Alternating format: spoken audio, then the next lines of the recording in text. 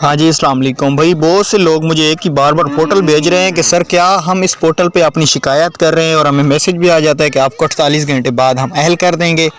क्या सच है ये पोर्टल? हम अपने डेटा एंटर कर सकते हैं? तो भाई वीडियो पूरी देखना।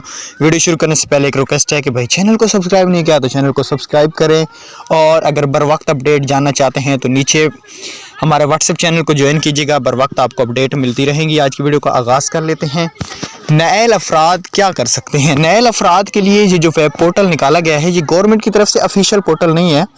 ये किसी वेबसाइट किसी ने बनाई है जस्ट अपनी ट्रैफिक हासिल करने के लिए।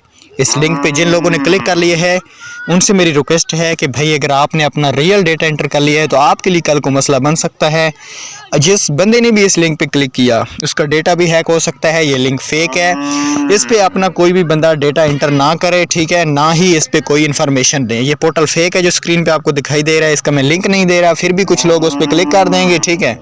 तो माजरत के साथ ये पोर्टल फेक है। अभी कोई पोर्टल नहीं है, पोर्टल न्यू आएगा जनवरी में। Thanks for watching. अल्लाह हाफिज़।